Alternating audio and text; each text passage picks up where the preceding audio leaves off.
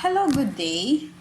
This is Vanch Padilla, and our lesson for today is freelancer service proposal and pricing. So, as a freelancer, you need to know how to price your service and how to create attractive proposals or standout proposals that clients would read and they would decide immediately to hire you. So, if you want to be successful or if you want to ensure that a project is completed successfully, both for client and for yourself, smooth communication is essential. Again, I will repeat that. Smooth communication is essential. Actually, a good communication between two people or two or more people is crucial to the success of any endeavor in business relationships, in personal relationships, in marriage, and in all other civil communication. If everyone is communicating really well, then you are assured that the success rate of a certain project or for a certain transaction would be better than people who are not communicating with each other. Now that freelancing is very popular and that employers and employees or freelancers are not usually meeting face to face, unlike in traditional employment where you go to the office, you meet your boss, and then you discuss with whoever is your team member. When it comes to freelancing, of course, your clients, especially if they are based abroad or if they are based overseas, you cannot just easily come to them and ask them about certain things which pertains to your project. So the best thing that you are going to establish first is good communication, because with good communication you will be able to avoid mistakes, errors, and failure, or worse, frustrations and depression when it comes to servicing a client. So, before we go into that, let us ask ourselves, what should a proposal have? What should a proposal tell the client?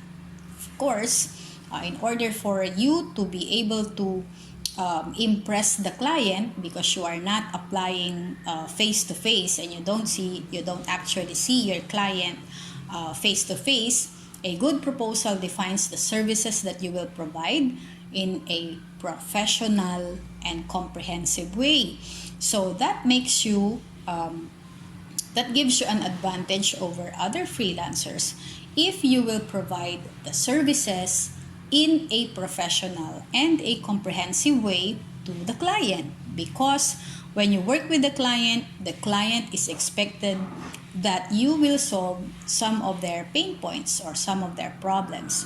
It should give the client a feeling that you will provide high quality, if not the highest quality of service that will solve their problems.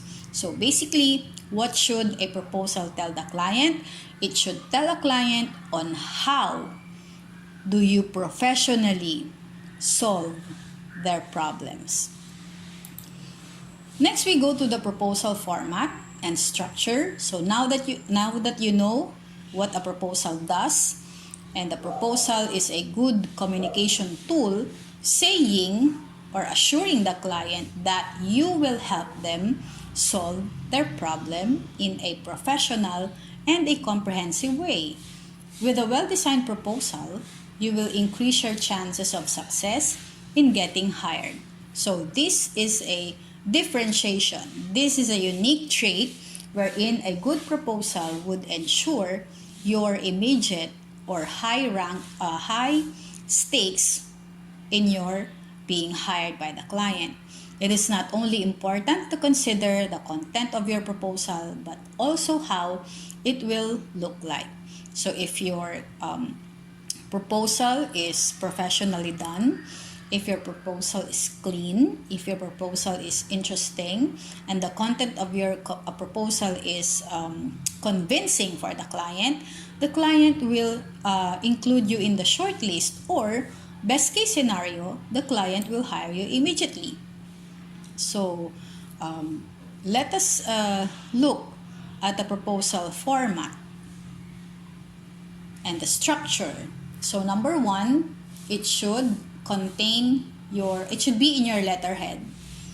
So in your letterhead, you need to be professional. You have to create professional looking letterheads, or your official business correspondence letterheads. And the second one is you need to state your client's name. Of course, if you will apply for a certain job posting, you need to know your clients. But sometimes they only give their company name, their email address, and you don't know the physical address of the business. But of course, the first thing that the client will look at your proposal is if you properly identify them, and if you identify them correctly and with courtesy. The third element would be codes. So codes would include, for example, client ID, proposal number, or date. So these particular codes are control numbers, or control wherein you can use these things in order for you to identify and classify what particular code does this client belong. So it gives the impression to the client that you are organized and you are really a professional freelancer. The fourth element that you need to prepare in your proposal is the identification of the job posting. What are you proposing to the client? What is the job need to do? So for example, the services that they need, the services to be completed, and company name. And then you create your cover letter. And then the fifth thing that you need to specify in your proposal is your costs, or the estimate of your costs. The total of the cost, if you have discount or if you have promo, if you're going to add taxes, and the total cost. So these are important elements that the client will see and look at on how you present your services, and how do you want to be paid or billed, or how do you bill your client, or when do you usually bill the client. It's usually discussed in your agreement, or during an interview, or upon the email thread. If you haven't, you're going to propose for the first time, of course you would project the costs and the expenses, or the dates. The last one that you need to prepare in doing a proposal and structuring your proposal is the time frame. Of course, if you cannot say the number of hours that is required to complete the task, at least the time frame that you're going to deliver the project or the particular job, so that the client can estimate the time frame and schedule the time frame. He can either say, oh, can you make it faster, or can you prolong it a bit, or can you make it this short, can you do it immediately, or can you do it in a lesser hours than what you have specified.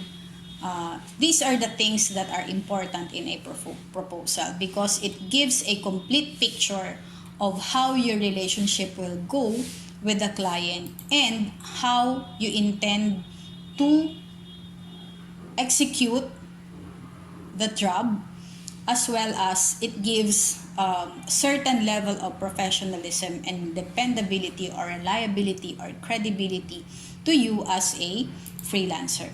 So again, the mandatory information in proposal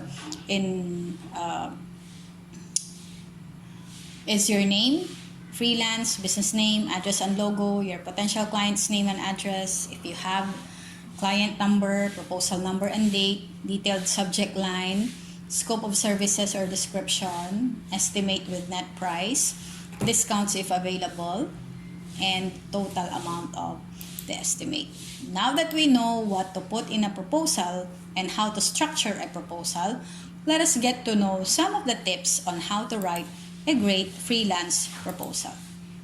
Okay, first is once you see the job posting on the freelancer site or any particular online platform that you saw the job posting, you have to analyze the project immediately, the project description, and get to know your client. Of course, do a bit of a research. It will help you a long way if you analyze the project description and get to know your client. It's the most important step actually that is necessary to write a proposal, is to pay attention to the needs of your client. That is the main reason why you are hired, to fulfill and satisfy the needs of your client. No more, no less. The job description will help you decide on the style of your proposal, and the job description will also help you determine if you are the perfect fit for the particular job.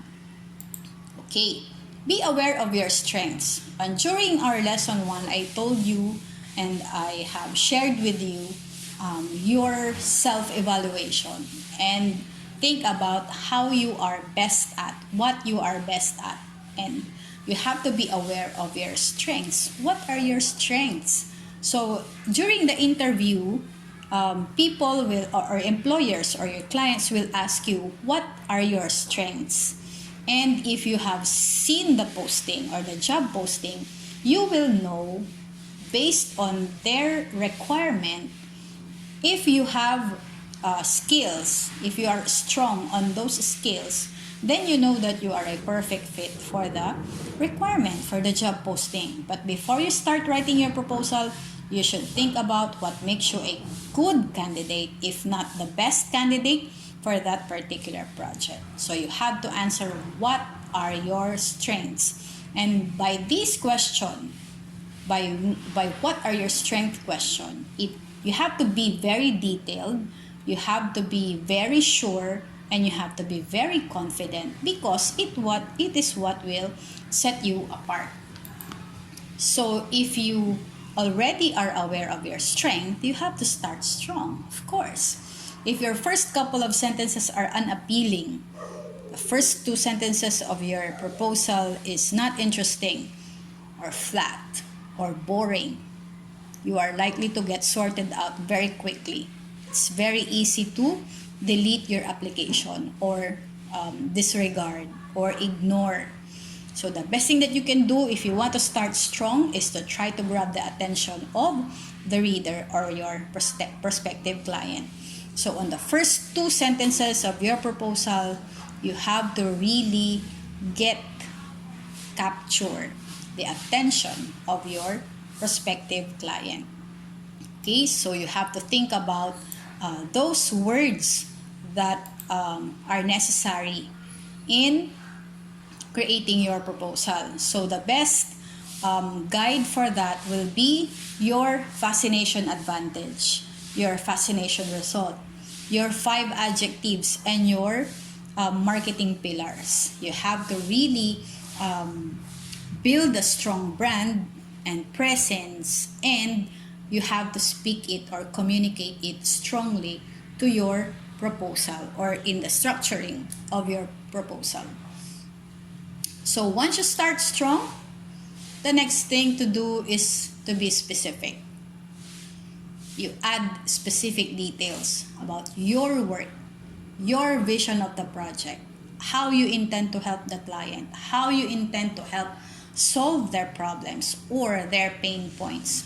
These are the things that a client looks for in a proposal, to be very specific on how you will do the actual job in order for them to achieve their objectives or to vanish their problems. Because the reason why they will hire you is because you will be the one to help them solve their problems. So how do you do that? You name the steps you plan in order to accomplish the job.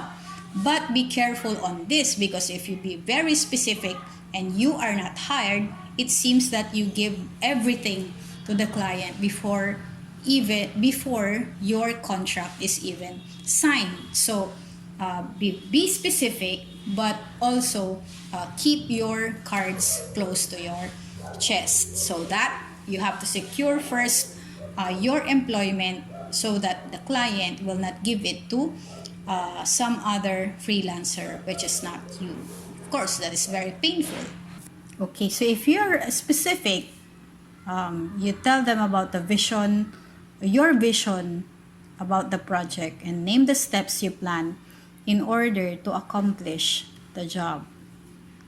Showcase relevant experience. If you're going to make your proposal, highlight your strength and state your certification. If you are certified, tell them that you are really qualified, and anticipate what your prospect would need, because sometimes clients don't really know what they needed unless the freelancer would recommend such things that are necessary or that would save them time and money to run their business. You also say your your education, your skills, your portfolio, and your experience.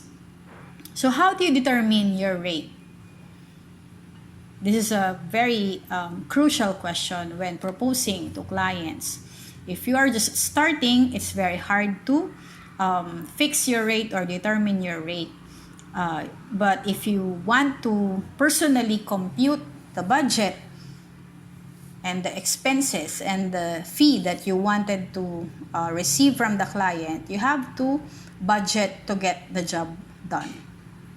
You have to check out the market price of offerings that are being can be seen on other website that other freelancers are asking, or the standard industry rates.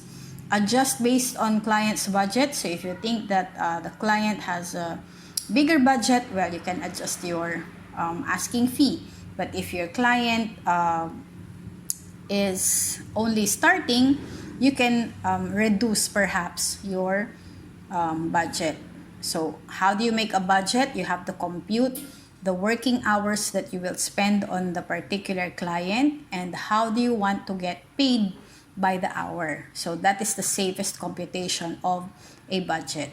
And then if you can offer or cross-sell some other services, you can offer packages to your clients. So now that you know the importance and the important elements of creating a proposal in client servicing and pricing your services, do you have any questions? At least I know that in learning about this topic or this particular lesson, you will be able to compute a rate for yourself, and you must ensure that in the beginning you will ask for a reasonable pay, but as your skills advance and as your skills increase and as you get more experience in the job, in the freelancing industry, of course your rates will increase.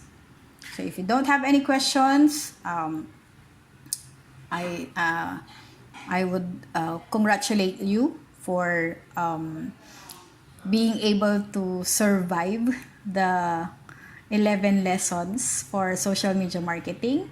And once more, this is Vanch Padilla. Thank you for watching this video, and I'll see you on the next lesson and on the next video.